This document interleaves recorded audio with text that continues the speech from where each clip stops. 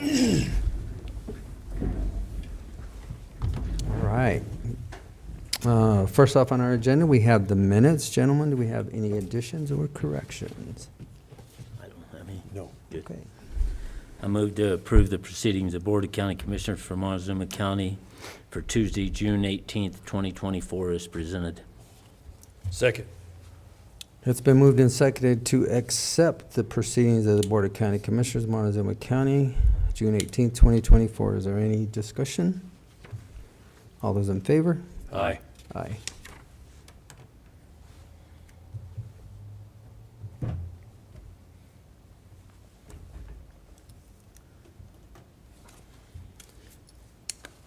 Okay, planning.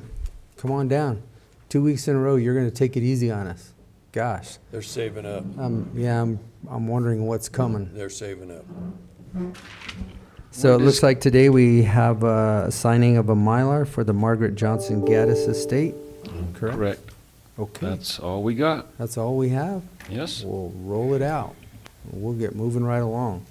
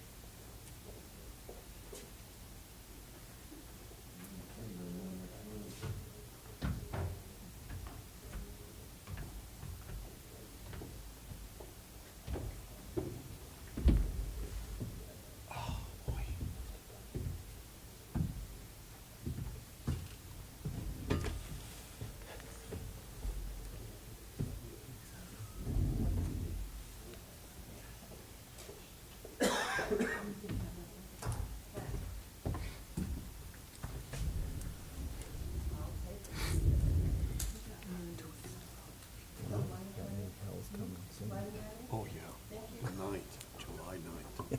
Keep write that down. Okay, All right. Short and sweet and out of here. I like it. I hate to ask what's coming, but we'll see soon enough. Yeah, you'll find out in July. See, That's July what 9th. worries me. All right. Thanks, guys. All right, thank you. All right, right into public comment, and I'm just going to ask, do we have any public comment? Okay, well then I will read this. Board of County Commissioners welcomes you to this meeting. Person speaking during public comment will be limited to 3 minutes, or depending on the number of people wishing to speak, it may be reduced to allow all the members of the public the opportunity to address the board. When addressing the board, please state your name and address for the record prior to providing your comments, and comments to individual supervisors or staff are not permitted, and participants may not yield their time to others. With that, public comments open. Well, good morning. Not a lot on my mind other than today is election day, and so everybody that's listening, I do hope if they haven't voted that they will, but I'm sure those that are listening are connected, and so they will exercise their right. The only other comment that I have, and I'll be short, lots of things are being discussed at the county workshops, county commissioner workshops, and I don't know how much of that then gets translated to the regular commissioner meeting, except when there are decisions that need to be made. It would be good to hear a little bit more from some of the department heads, and I don't know how often that will occur. Like to know what's happening with Road and Bridge, the Sheriff's Department, those little messages that we get from the Sheriff's Office are important to the public, and so I know that there are issues with the Sheriff's Department with cattle out on the roads, and so the notices of people needing to be careful out there, especially up on the forest or on the public lands, that is a good message, but it would be good to know what the sheriff is running into out there of concerns that would be passed along to the citizens. Other departments It's just, in my opinion, I'd like to see a little bit more review of those workshop discussions presented at the regular commissioner meeting. Other than that, I appreciate the time. I didn't give you my name and address. It is Alan Mays, 21693 County Road 21. Thank you. Thank you. Next.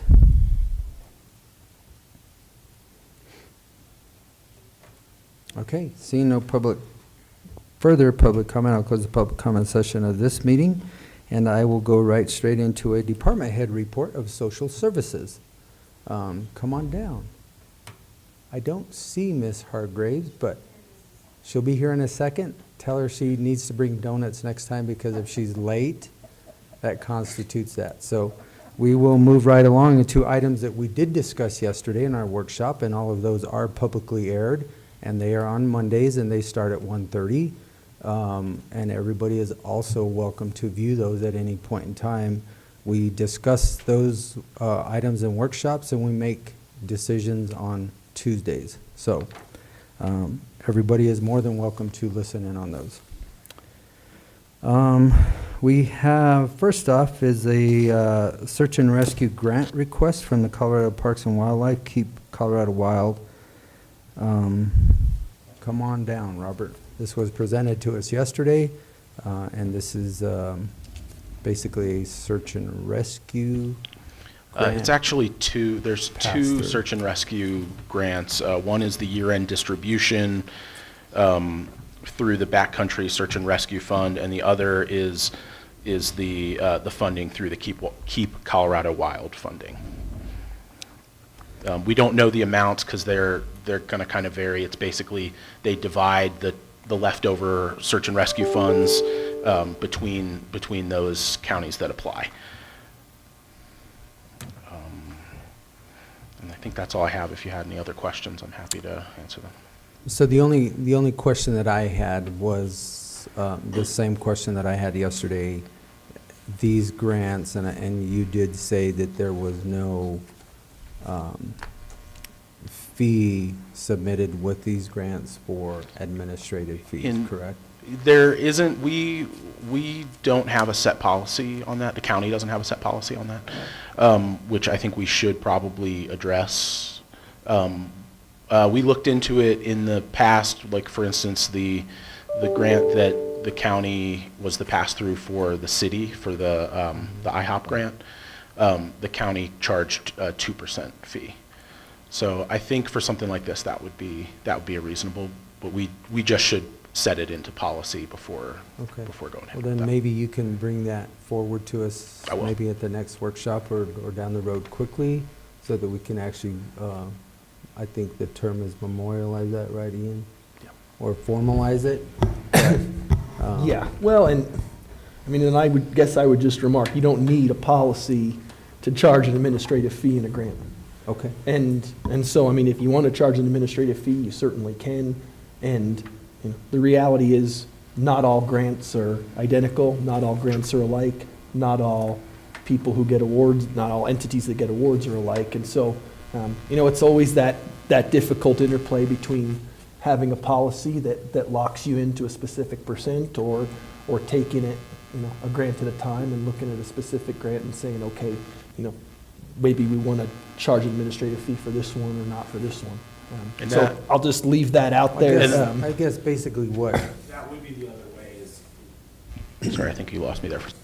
that would be, Can you hear me now? There we go. get real close. Just switch it up.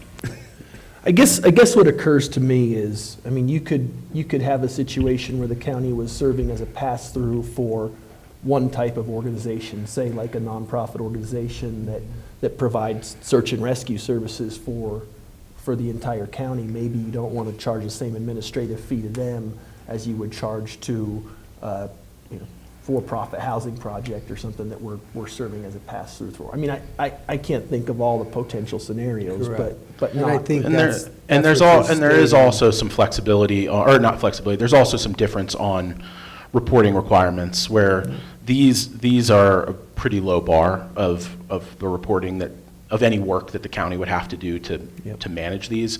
versus some other grants, some other pass-throughs could potentially have a lot more reporting. So I definitely recognize the need for flexibility. And the other, I guess, other option would be you just do an agreement with whatever organization, like an IGA or whatever organization you're doing the pass-through with for that specific grant item. And I guess where I'm coming from is whatever you're recommending, the 2%, if that's what it is, I don't have an issue with that. I just don't, we can't continue to do pass-through without paying for our administrative costs. That's my concern, because then we're just costing the county, and we're not getting done county business what we need to be doing. So that's the only reason I wanted to bring it back up. And some if of that's those your- grants include administrative fees. They do. I mean, a lot of the ones, like where they included it be for something we're applying, the Right. county would be applying for, and would be able to charge administrative fees for that. Yeah. So We'll work on that. I'll talk Okay. with Ian and Travis. but for this, your recommendation is 2%? I think so, yeah. Okay. That's the only question I had on this one, gentlemen. I don't have anything. Commissioner? Okay.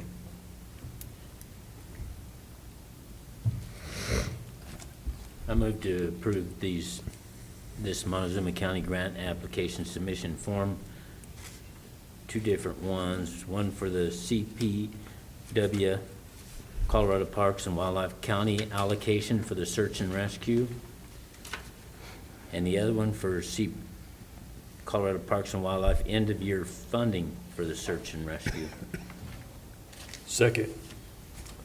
Okay, it's been moved and seconded to accept the Montezuma County grant application submission form for CPW county allocation for search and rescue and the Colorado Parks and Wildlife end-of-year funding for search and rescue with a 2% administration fee. Any further discussion? No. All those in favor? Aye. Aye.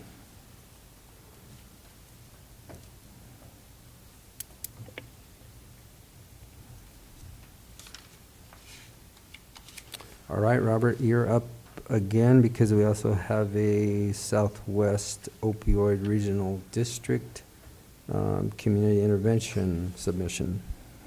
This is a grant request for Southwest Opioid Response District. That is the district that is managed through Region 9 that was set up to distribute the federal opioid lawsuit and state opioid lawsuit funds. They are managing that, at least in this first year, through a grant program.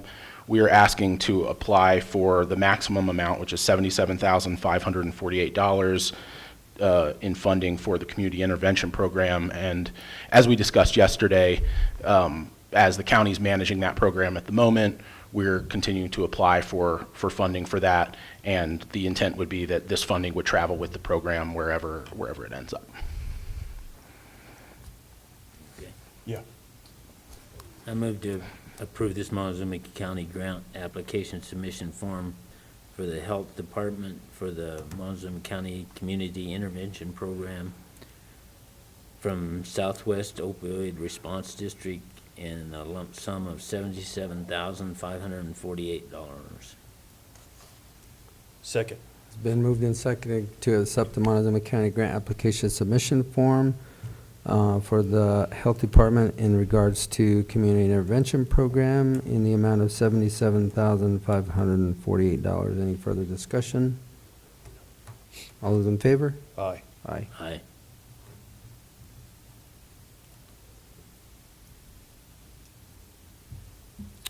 All right, Robert, well, I have you there. I think that's complete. I think you're done. All right. Thank you. Robert. Appreciate it. Okay, now I see Ms. Hargraves in here, so we'll bring social services down.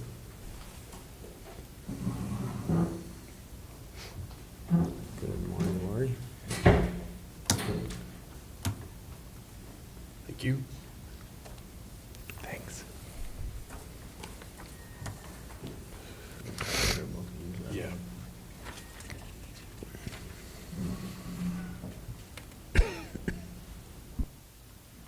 Are you all ready to go? We're ready. Okay. I would so move that we approve the minutes of the regular session on Tuesday, May 21st. Minutes for the Board of Social Services, and also the financials in the amount of $1,422,580.43. Second. It's been moved and seconded to accept the record of proceedings for the Department of Social Services for Tuesday, May 21st, 2024, and also the expenditures for the month of May 2024 in the amount of $1,422,580.43. Is there any discussion? All those in favor? Aye. Aye. Okay, Kelly. Good morning. Seems like I haven't been here in a long time. Gosh, we have been so busy. We wrapped up May. I went to the CCI conference. I saw you all there. I also attended the Child Support Conference this year. That was really nice. Montezuma County, our Child Support Services received an award for having the most improved review and adjustments. We improved by 23%, which was really fantastic. It was nice for those ladies to be acknowledged for that hard work. Lots of really good information on child support and being able to meet and really get to know some of the other sites across the state. We did receive our Distinguished Performer Award yesterday from the state. We were one of 27 counties that received that award. It's really difficult to meet the CSTAT standards at 75% throughout the year. We met them at 77.3, and we actually hit 6 of those markers at 100%. APS missed one home visit for a 12-month period, so they only got like 98% on it, which is a super bummer because our adult protection team is very,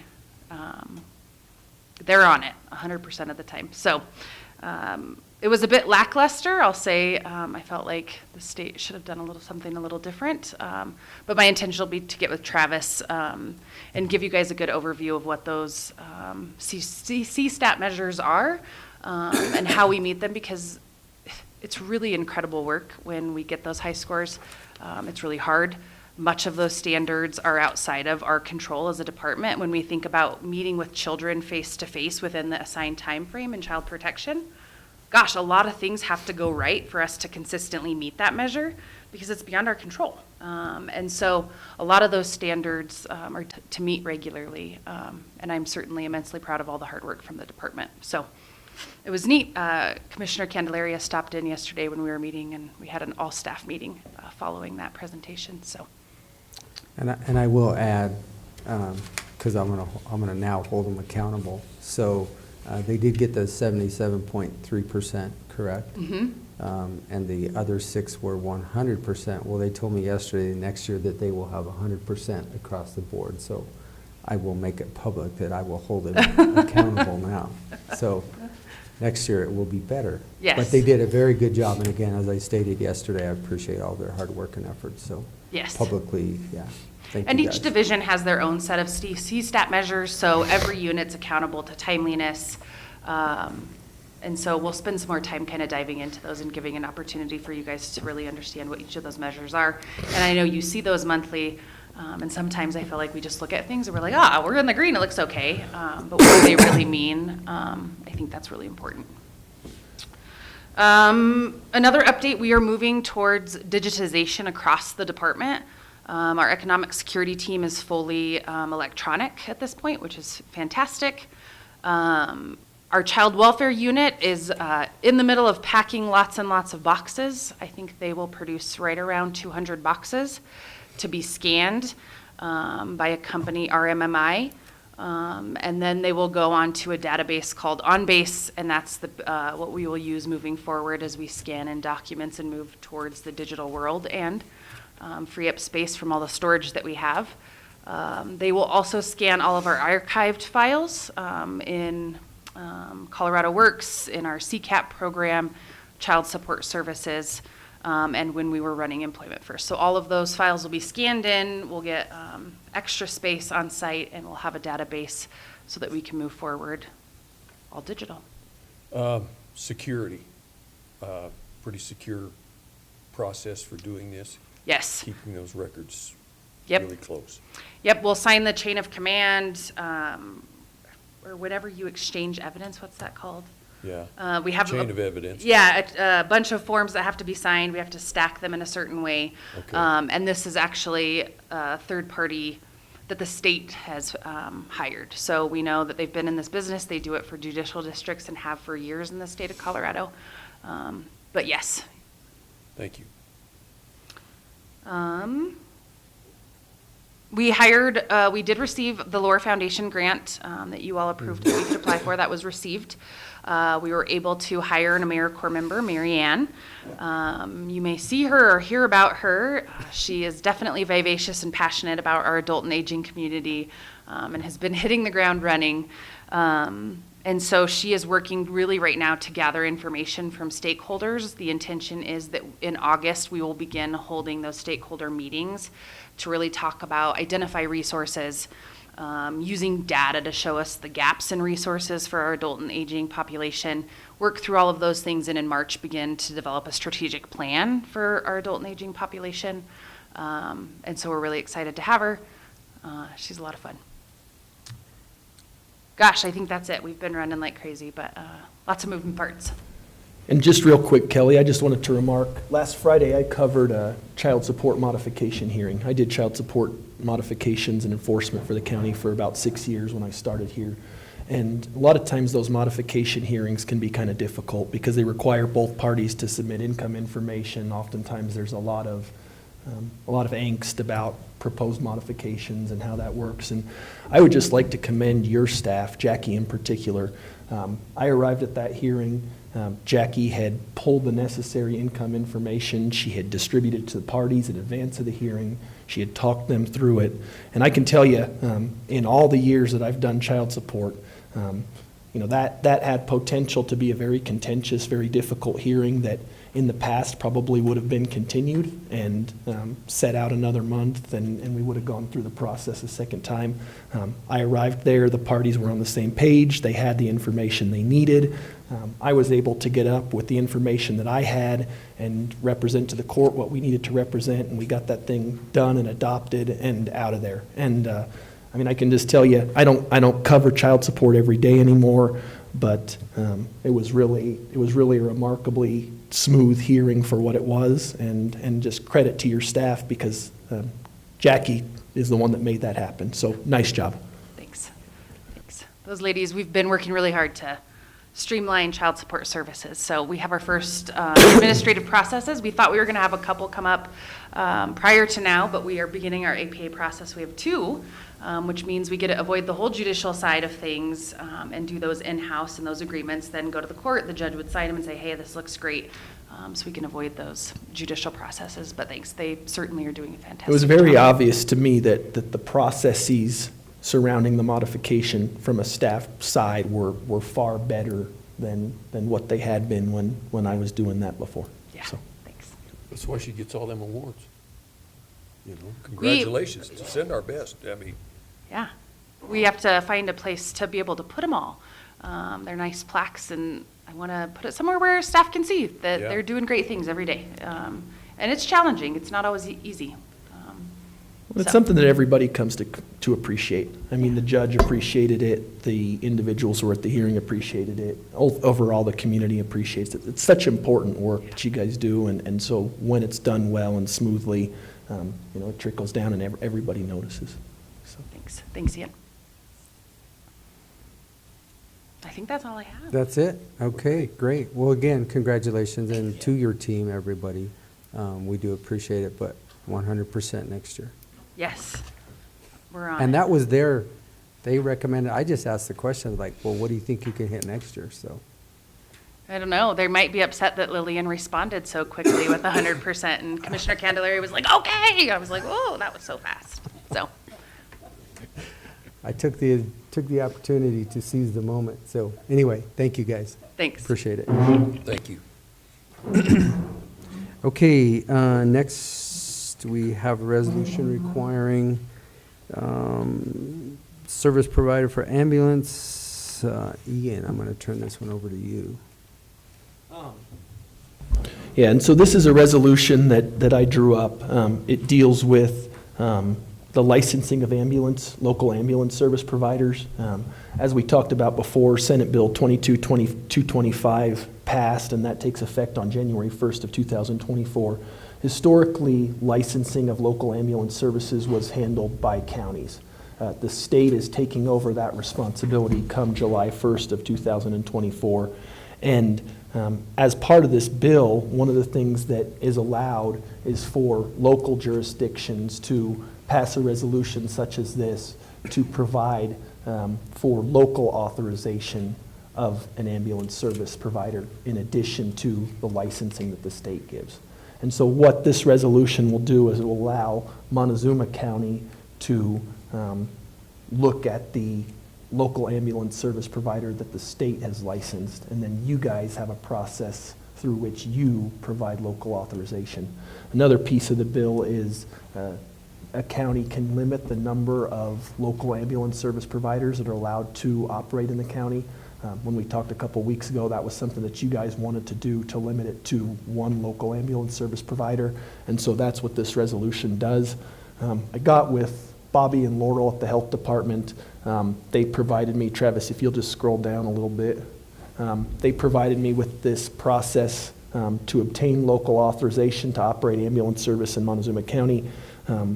It basically talks about what documents ambulance service providers would need to submit to the health department and how that process would work to obtain local authorization. My understanding from Bobby is this is a pretty similar process that we followed in the licensing. There's not quite as many documents that will be required, obviously, now that the state's doing the licensing, but this is a process that our health department felt comfortable with and felt like they'd be able to sift through and make sure that the ambulance service providers that are operating in the county are qualified and safe and meet the requirements.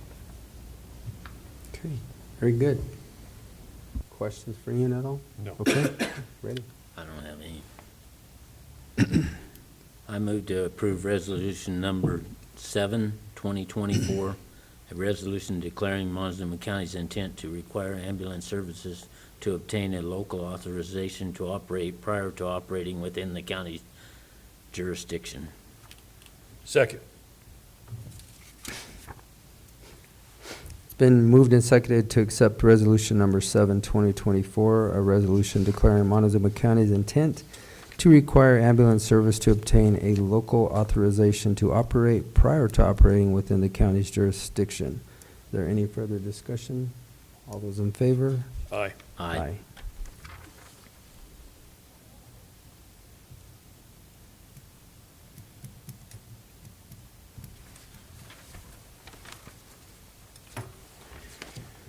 Okay, with that, moving right along, we'll go to Ian's report. Do you have anything this week, Ian? Yeah, I've had a busy week. Our answer to the lawsuit that was brought by Leaf Properties concerning the Dollar General property out off of 145, that is due today. Got it pretty much done and complete. I'm going to file it this afternoon, and as soon as I do, I'll send you guys a copy. But feel good about where that's at, and we'll get that filed, and then that case will move forward. That certainly has taken up the majority of my time. Last week, I did have a meeting with counsel for Ironwood and CDPHE. I can't really get into the nitty-gritty details of what we discussed, but what I will say is that I think that there's eagerness on the part of all parties to find a solution and get that site cleaned up, and hopefully there's some positive progress in that direction, and I expect that we're going to have movement in some direction in the near future. So I think overall it was positive. We'll see what happens. In the meantime, the amended stipulated injunction remains in place, and the fine schedule continues, and that's where we are. But I'm hopeful. I'm optimistic. So that's what I have to report. All right, thank you. Any questions for Ian? Okay, Travis. Busy week last week, a lot of administrative duties. We did meet with the benefits committee and discussed our health insurance coming up for next year. We do have high claims, so going to see what Jake comes back as far as numbers. We're also working on potential Title III, SRS Title III funding, and how we can utilize that for the county. We met with Enterprise, talked about the 2025 patrol car upfitting. We're trying to get it to where the upfitting is rolled into the lease. That way we, when we get the patrol cars here, it's a plug and play. We put the radios in it and put them out on the street. Because last year we had a problem trying to get them upfitted, and Right. we're paying the lease for 4 or 5 months before they're out on the road. So we worked through that. Discussed some broadband issues with the 2210 group. Our Moco, brand new Moco truck was involved in an accident, still had the temporary tags on it, and we're not sure the outcome if it's totaled or not, so dealt with that. I do want to give a attaboy to Vicki Schaefer, our PIO, and to the commissioners for allowing her to go over to Gunnison. Obviously, they've got a bridge issue. She was working with Gunnison County and CDOT, and they wrote her a very nice attaboy letter. And so thank the commissioners for allowing her to go over there and assist another county. And that is it, gentlemen. All right. Thank you, Travis, and thank you, Vicki, for your hard work and efforts while you assisted Gunnison County in their bridge debacle, which I still don't think that it's resolved yet, is it? No. So, Weren't they supposed to have one lane open, possibly?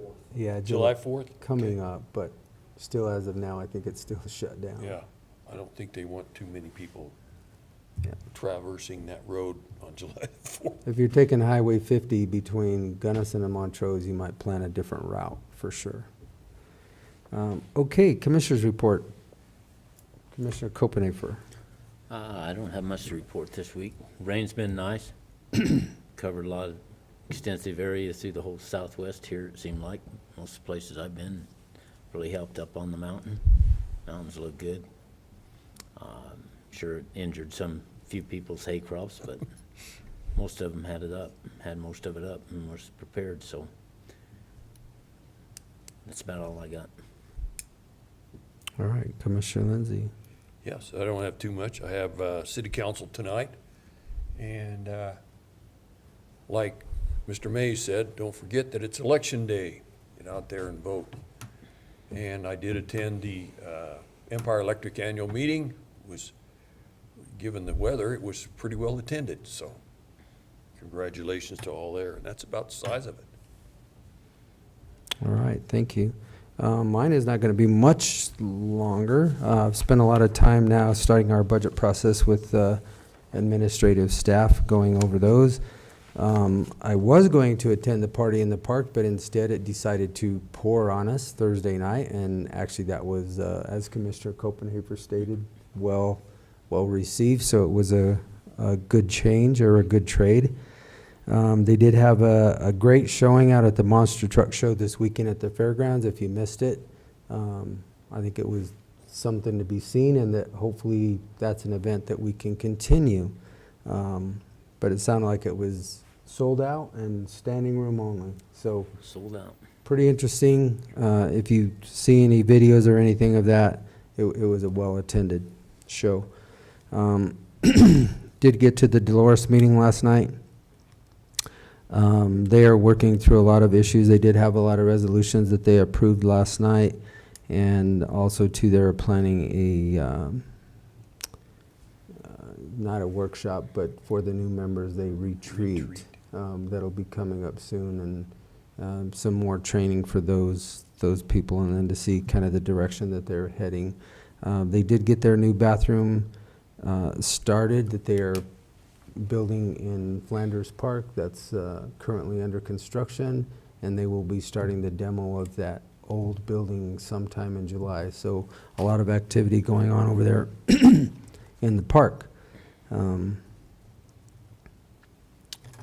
Let's see. We did have yesterday in our workshop, I think for the first 45 minutes to an hour, if you guys want to go back and review that, we did have Aries and Associates here, and they gave us kind of a presentation. It wasn't the final presentation on their DOA affordable housing strategies for Montezuma County. So as soon as we get the slideshow, we can post that also on our website. But if you want to review what we talked about yesterday, that is up on our YouTube channel. And again, today is election day. Please get out and vote. If you haven't voted already, please show up in person at Kim's office and drop off your ballot.